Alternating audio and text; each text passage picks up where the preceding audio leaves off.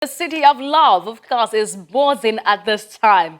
Just few days to the start of the Olympics, and we are feeling the euphoria there on the Saint Louis. I cannot wait for the opening ceremony of the Paris Olympic Games. All right, let's move straight ahead to the world of football.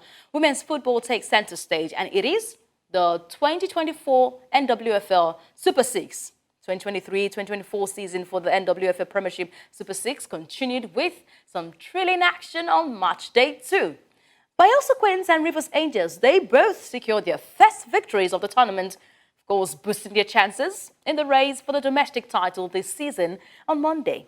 Meanwhile, we've got Confluence Queens. They bounced back from their Saturday's opening day humiliation at the hands of Edo Queens to claim a crucial win, adding more excitement to the competition. The NWFL Premiership Super Six continues with that exhilarating encounters as teams try to pursue the league title and a sport in the continental football. Those will be representing Nigeria at the CAF Women's Champions League and the regional tournament before the CAF Women's Championship. We did see some thrilling action on Matchday 2. Bayelsa Queens Rivers were the surprise ones as they punched their wins on Matchday 2 of this encounter. But to help us unpack these exciting developments, we have got the head of media for the Nigerian Women's Football League, Samuel Ahmadu, joining us. Thank you so much, Samuel, for joining us at this time. It's always a pleasure being on East Central to talk women's football. It's a pleasure to always have you too. Sam, I'm really excited with what I've seen for Matchday 2 of the Super Six. But what are your thoughts on these encounters where Bayelsa, they edged out Nasarawa Amazons at 1-0. Rivers Angels triumphed 2-1, picking their first win in this Super Six. They went up against Edo Queens. Confluence Queens also picked their win against Heartland Queens. What do you make of the encounters for Matchday 2? Well, for me, I think it's nothing short of massive surprises, a lot of intrigues, and also quite a number of shocking results. Despite understanding how tough some of these teams have struggled in their opening game, they seem to have got it all right in their second games, while some teams that probably had a very enterprising start to the championship seem to have faltered in their second games. But again, overall, I think it's impressive what we've seen, excitedly over how some of these teams ensure, even in day 2, they already recorded a point at least. No team is pointless at this point, and it shows how tough and how competitive the whole season had been. It's more of a carryover of what in a trailing season we've had, a regular season, I must say, and now they've carried on to the Super Six, and it's already showing great fulfillment, because just in match day 2, intriguing results, exciting outcomes, games you never imagined are already playing out itself. And for me, I think this is how you expect to see a competition. I think what happens on the pitch definitely are telling a lot of stories about how improved and how exciting the women's game has become in Nigeria, at least showing that, yes, the game is evolving, and surely we have great talents on the home front. All right, I'm hoping that with this you've said that fans can always pop in to watch women's games. Come on, you can also give us the same vibe you give the men's or male football teams. But let's talk about Confluence Queens right now. They did not go far in the last Super Six, but they displayed some great resilience by defeating Heartland Queens at 2-0. After that 4-0 loss against Edo Queens, they whooped them in the opening day. How do you see this impacting their confidence and their chances of a league title race? Yeah, well, realistically, I think the opening game was quite a shock, but same time, it was somewhat expected. Unfortunately for them, they were lacking in some sort of some of their talented players, especially the goalkeeper, Shefo Slivia. She was involved with the under-17 national team, but fortunately for them, she came back in time for the game yesterday, and her presence somewhat gave a massive confidence boost to the team. And realistically, I think the players also were fully aware that the opening game was a grudge match, remembering that Confluence Queens defeated Edo Queens in the opening match of the Super Six last year. So it wasn't a surprise. And interestingly, 2 of the players who were key in the victory of Confluence Queens over Edo Queens in that last season were on the side of Edo Queens this time.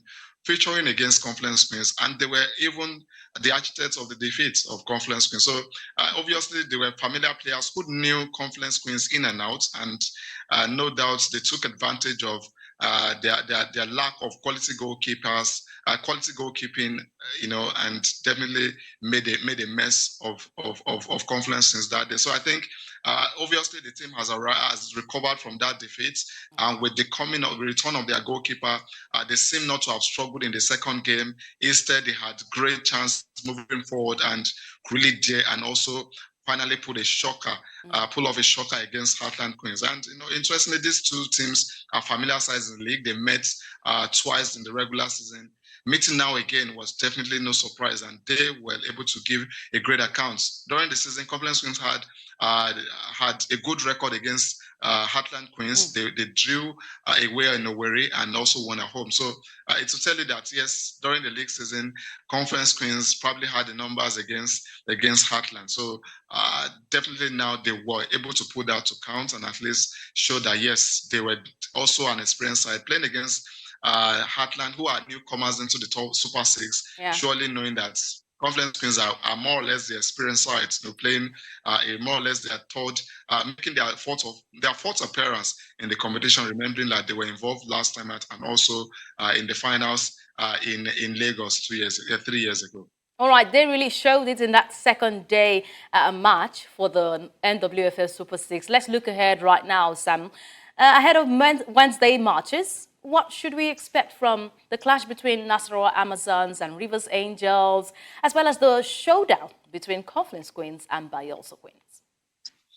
Yeah, for me, I think the third round games definitely will be nothing short of another enterprising games. I think we've surely been well served with so much exciting matches, intrigues, suspense. It's been going down to the wire.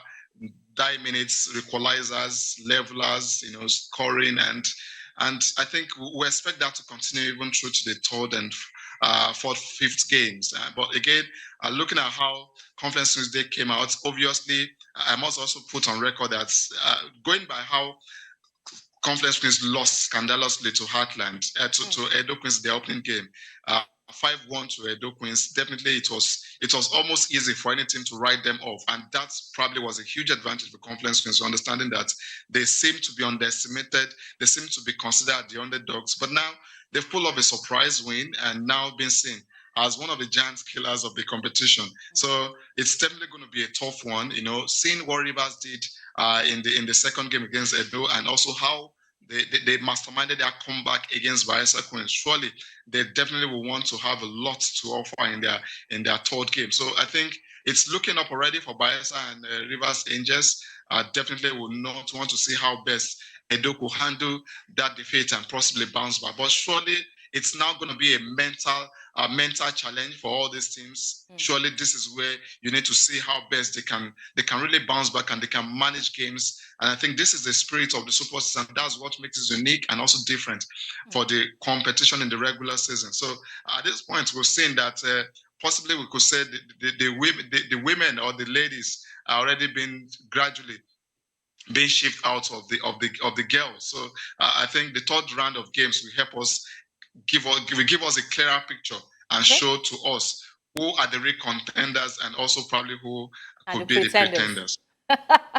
All right, I'm hoping that Heartland Queens are not the pretenders here, because they were the Cinderella team, of course, in the groupings for this NWFL season. But their defeat, that 2-0 defeat, do you think Heartland can bounce back from that against Edo Queens? Because Coach Ogbala, he was aiming for the first ever Super Six win in that in this debut campaign, but it did not come through. Do you think they can be able to just pose the surprise we have been waiting for in the NWFL Super Six this season? Yeah, realistic for me, everything have a chance. It's very open. And to see on match day 2 that all the teams already has a point, it speaks only about how competitive these players have been, and also how very ambitious the teams involved are. So, and I think if you recall, if you get to check previous Super Six, we've never had this how this tightly contested, that all teams on second day have a point already. It's just hasn't been in the history of the competition. At least I could talk back as the last 10 years. So I think for us to see what they've achieved, especially holding a very solid and experienced side in Nasarawa in the opening game, definitely no matter the setback against Confluence Queens, for me I believe they can come back. Obala is currently one of the most experienced coaches at the Super Six. He's currently in his fourth campaign at the Super Six, having doing it with Rivers Angels, Ibom City Queens, Nasra Mazan. He led Nasra Mazan to the finals in 2013 before Madugu took over, before Danjuma took over, and he also did, he's been very much involved, and the current one he's doing, especially with Heartland Queens. So I think his experience definitely will come to play, and we would hope that the players can also be well motivated. You saw what Rivers Angels did, despite their draw against Bayelsa. The commissioner came out to dole out a full cash of that 2 really million. got me by surprise, they did not even win that game. All the teams now are now knowing that yes, truly motivation is key, and probably they're also trying to take to follow in the footsteps of Barrister Green, the commissioner of Rivers Angels. Probably he's now the new leading figure to help other teams show how they motivate their players to get the result. And I think it's the same way we've seen with Bayelsa Queens. I had understanding that even the deputy governor was involved. A lot of personality was involved. To have imagined how they came out strongly in the second game against Nasarawa, and they fought to the end. Getting that late goal shows that resilience, shows that ambition in the team, and also show that yes, they want to compete and they want to compete strongly. Understanding the pedigree they do enjoy, they are the most successful Nigerian team on the continent, having finished third in 2022. So definitely a lot is expected from this team. So for Edo, so much is expected. We know that surely they can't let anything down. Understanding that Madugu has come so close and yet is yet to deliver. So this is really a massive challenge for all the teams involved, and definitely one reason or the other, one person always have something to prove. So it's definitely going to go down to the wire, and surely you can't rule out anything. I am enjoying this competitiveness from the Nigerian Women's Football League on the domestic scene.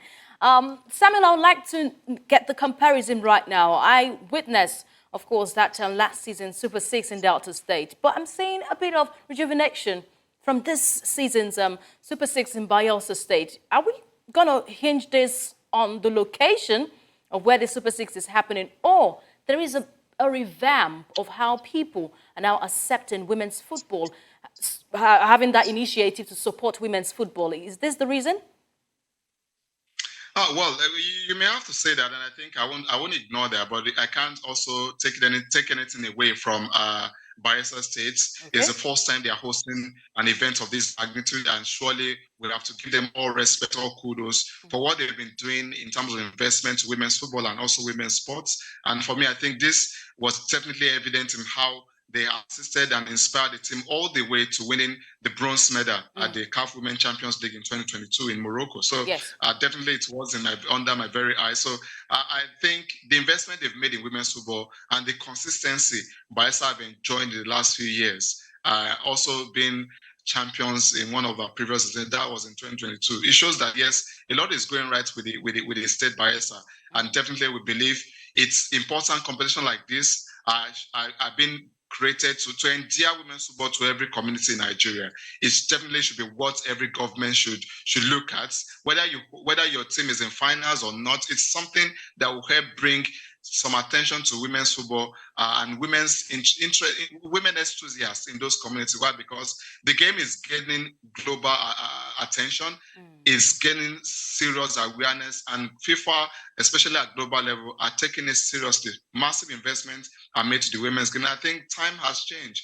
The women's football is the in thing. It's what everybody's embracing. And so you can't hear the FIFA president play twice without mentioning women's football. So I think it is what is acceptable now. And I'm glad that the leadership is also trying to go out of their own way to ensure they build some strong affinity with the communities. They also ensure that, yes, the game continues to grow from one level to the other. And I think this is what we're seeing. And I think it's evident in also how the Super Falcons have triumphed in the past few years, and I believe the domestic scene has so much to offer to women's game, and definitely the better days, I can say, are yet. Yes, are ahead.